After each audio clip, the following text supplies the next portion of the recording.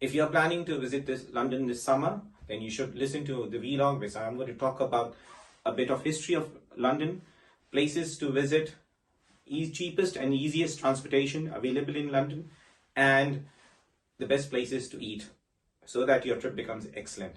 So let me start with the history of London. London is a cosmopolitan city with a very rich history. It is the largest city of United Kingdom. It is in the southern eastern part of England, catering about 8 million people from various backgrounds who have settled in England. They're from Europe, Asia, Africa, US, all across the world. They have been settled here in London.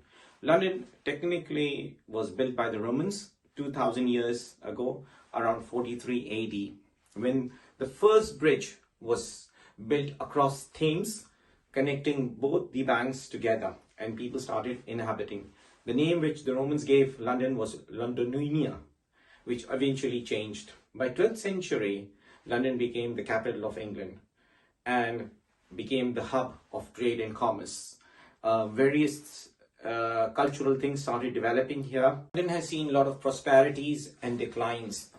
After the Norman invasion in 1066, London became a world trade, and then eventually a lot of trade and commerce, as told earlier, started developing, and it grew up to one of the top. But there are certain disasters in London. In 1666, the Great Fire that destroyed London and was rebuilt. In the 17th and 18th century, London grew to be one of the most wealthiest city in the world. Trade, commerce started developing. Royal palaces started building up. And the biggest one, which is very famous, which I will be talking about, is the Buckingham Palace. Beside this, St. Paul Cathedral developed, again, a very iconic place, which I will be talking about it in my vlog. And the Royal Society and various things started developing, and people started focusing towards London. London played a very important role in the 19th century, especially in the World War II. It was one of the most heaviest bombarded cities in the world by the Germans. Eventually, it was rebuilt, and at the moment, London is one of the most vibrant, one of the most liveliest cities in the world, which people wish to visit. And I'm sure your visit will also make you entertain the city. So let's start with first about the cheapest transportation, because transportation is an issue. London itself has a carbon emission issue, so technically you cannot bring cars, and believe me, cars are not the right way of moving around central London. I strongly recommend that you use the bus and the trains. Now, how to get on the train is something which I'm going to talk about. London transportation. There are three things which are very famous in London. First, the tubes, which are known as trains in a lot of countries. The other is the double-decker buses. Red double-decker buses are one of the famous, and a lot of people love using it. And the third one is the black cabs. However, Uber, Bolt, other cab companies have come in, but I do not recommend you to use cabs or cars in the central London, because moving from one point to another would be literally a havoc for you. The best transportation, which strongly recommended by me, is using the tubes and the buses. The double decker would be the best. Walking up on the top floor, looking around the city is one of the best part. To use the tubes and the buses, the best thing is to use an Oyster. An Oyster basically is a card which was eventually, when it started, it was completely free. You just buy the card and get it top up. But now they charge you £7. These are non-refundable pounds which you will have to pay, and then you can constantly top up. As you are a visitor in the country, in the city, the best thing is to go for a top up. Now there are 2 hours, peak hours and non-peak hours. It is recommended that if you're using the tubes, use it during non-peak hours, which is after 9:30. The cost becomes much cheaper comparatively using it on peak hours. Now, one more thing which I need to add is London is divided into 5 basic zones, but 6 and 7 zones have been built up as well. So even if you're traveling from central London, which is zone 1, to zone 2 and 3 to see various places, you will be able to use the Oyster, but the charges would vary. Better using it, you can buy it a top-up daily card, or you can buy a weekly card depending on your stay here in the city. However, my recommendation is going for a daily top-up. If you're there for 2-3 days, is much better than buying a weekly card. Now, what happens is that when you're traveling through off-peak, after tapping for certain times, the card becomes cap, and then there will no extra charges on it, and that will stay for it. Even if you get on the bus 4 times, the 5th time would become free for you. So don't forget to buy an Oyster card, because it is one of the most cheapest form of transportation. And with using this, you can move to all destinations where you really want to be. Now, coming back to the historical places, I would like to start with, there are hundreds of places where you can visit London, but I'm going to talk about the top 10 places which you can visit in your 3 to 4 days journey in London. The first place which I strongly recommend is the Tower of London. Tower of London is a very iconic place to visit. The entrance fee of Tower London is £30, approximately £29.90 for a single person, but if you are in a family, you can have a family saver as well. When you enter the Tower of London, you will find a completely the medieval period things, and when you come out of the Tower of London, you can walk across the Tower Bridge. A lot of people get confused with the Tower Bridge as London Bridge. London Bridge is a different bridge. Tower Bridge is a bridge which was built long time back in the mid, and the best part about this bridge that it opens and allows the ships to pass through, and then it closes. There are certain timings. The timings vary according to the time changes happening here, but it's something which you should visit and have a look at it. So when you're doing the Tower of London, along with it, go and visit Tower Bridge as well. Visiting Tower Bridge is free, but there is a charge for Tower of London. If you're in London and if you miss the British Museum, then you've missed everything. British Museum has got more than 8 million objects, and these objects have been brought across the world and to the British Museum. So British Museum is something which you should visit. It has got things which will fascinate you. You will find during the British Raj, the British Empire was across, and a lot of objects have been bought from different parts of the world and have been kept. You can see the Egypt, Roman, Asian, African, Mahims, you name it, and you'll find things there. The visit cost, if you go for a standard one, it's free, but people pay donations to it, which is £5 donation to £10, depending on whatever you want to book it. But if you're there, you should attend. You can take a guided ear and move around and look at the objectives that as well can be seen in British Museum. But if you are visiting London, don't miss British Museum.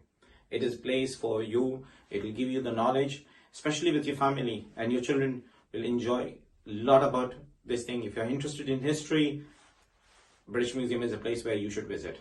One of the most famous is the London Eye. London Eye is very famous, especially in the New Year, when the fireworks happen, and when a lot of people who are sitting there attending on River Thames, they see the round London Eye.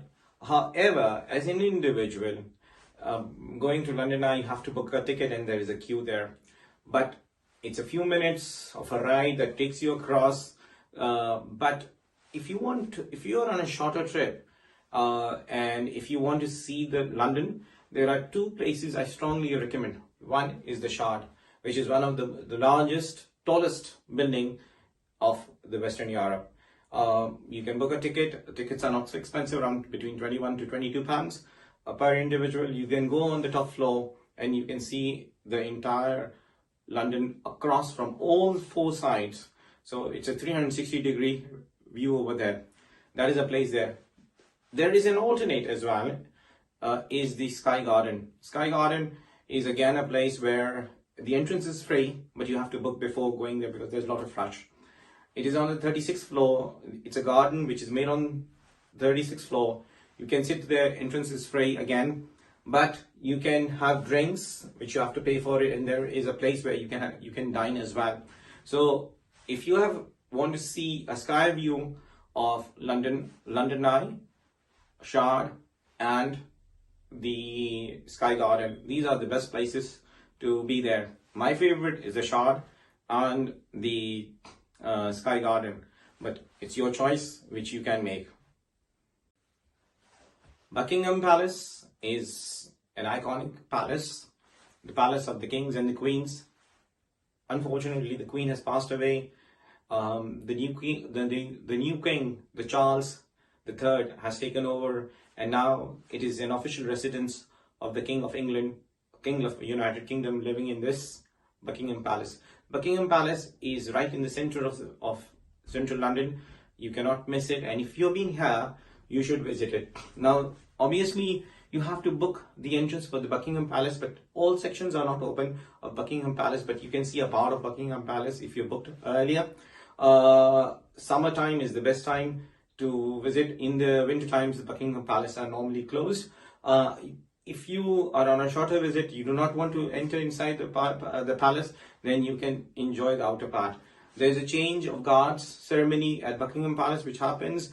I will share in the description the timings, which you can have a look at it, the timings of change of guards. So it's a place to be there. It's fun loving, and right next to it are parks which you will enjoy as well. It would take you more than half a day there as well. Coming from Buckingham Palace, one of the most places which I have enjoyed myself is the Madame Tussad. Madame Tussad are the wax mural of various celebrities in the world. You can date back to Egyptian and Roman history, back to the new. Maybe if you are traveling from any of your countries, maybe one of your famous leaders would be there in Madame Tussad. So Madame Tussad is right at the edge on Baker Street. So when you come out of the Baker Street, on the first left is Madame Tussad. You should not miss Madame Tussad. It's enjoyable. It would take you more than half a day to be there. The actual fee, which has changed now, I will write it in the description of this log. London is famous for its gardens. And if you are in London and if you have not visited the Hyde Park, you have missed everything. So I strongly recommend that Hyde Park should be visited. It's cost free. You can walk in. It can be half a day. Unfortunately, London is a very rainy city. It rains. You won't believe it. It may rain in the morning and it may be sunny in the evening. So the weather is unpredictable. But if it's a nice, warm, sunny day, don't miss Hyde Park. Make sure that when you're planning your visit, Hyde Park is something where you should select to visit. It's a nice walk, nice big lake around there. You can enjoy the trees and the walk. It's very refreshing and very energetic. So don't miss the Hyde Park. One of the most iconic time to spend and the time to be is the Greenwich time. Greenwich time is an observatory in which the time was there. There's a line, and crossing both the lines gives you the timing between the GMT times across the world. If you're planning London, don't miss Greenwich time. It's an observatory right next to the Greenwich University. But when you visit the Greenwich time, along with it is the Cutty Sark. It's a ship, and it is right across the River Thames. A place to be. The entrance for the Greenwich is not much, but I will be writing the exact figures in the description. Sark, you can take both the tickets together. There is a walk from the Greenwich time to Cutty Sark. It's not much. It's about 5 to 10 minutes. You should visit both the places together. It's got many markets, places, bazaars there, but the most famous of them is the Camden Market. It is in the Camden Town, and here it was Camden Town and the Camden Market, especially originated in the 1970s. It is a place where a lot of people enjoy. You'll find different kinds of chaos with foods or vintage stuff which are available there. A lot of people go there. It's a very strong tourist destination, especially for buying places. And then there is a small river from Camden Town that goes all the way to Little Venice. So there is a boat ride which you can take and enjoy there. Camden Town is a place where you should go and visit, and especially the food. You will find various different culture of food over there, and Camden Town should be visited for this purpose. So don't miss Camden Town. Now, coming back to places where you can eat. In London, you can find the cheapest food and you can find the most expensive food. All of them is there. You can find for different ethics. For example, Muslims, they need halal food. The rest of them, the Jewish community needs kosher, and Hindus community needs vegetarian. Everything is available. You just need to just look into it. All the restaurants where they say on the entrance, you will say halal or vegetarian or vegan is written there. So finding food in London is not a problem. I wish you all the best. Enjoy your trip to London and wish me all the best. If you like the video, subscribe to my channel for more videos coming up. Cheers. Thank you.